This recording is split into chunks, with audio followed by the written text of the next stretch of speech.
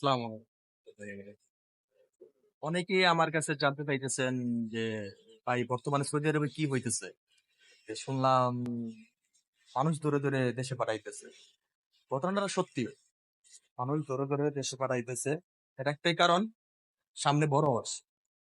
প্রত্যেক বছর বড় হজের সময় আপনার যারা অবৈধ প্রবাসী আছে, যাদের মক্কাতে ওয়ার্ক পারমিট নাই, বা যাদের কফিল মক্কাতে নাই বা ওয়ার্ক পারমিট দেয় নাই মক্কাতে, তারা যদি মক্কাতে থাকে তাদেরকে বাহির করে দিতেছে।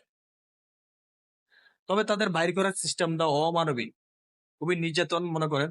কারণ আপনার রুম তালা মারা, আপনি কাজে গেছেন, আপনার রুমের দরজা তালা ভেঙে পুরা রুম তছনছ করে ফেলে। এদের এই অমানবিক জিনিসগুলা দেখলে আসলে খুব খারাপ লাগে। অবৈধ অবৈধ যারা আছে তাদেরকে তো দেশে পাঠাতেছে, ঠিক ভালো কথা। যারা বৈধ আছে তাদেরকেও জালে ভাই কি, যাদের ওয়ার্ক পারমিট মক্কাতে নাই তাদেরকে পাঠাইতেছে। আর যাদের কফিল মক্কাতে পারমিট নেয় নাই কাজের জন্য, ওই ওয়ার্কারদের জন্য, তাদেরকে দেশে পাঠাইতেছে। এই জন্য এত ঘাবড়ানোর কিছু নাই, এটা প্রত্যেক বছরই হয়। আপনার হজের আগে আগে, বড় হজের আগে আগে এই কাজটা হয়। টেনশন কিছু নাই।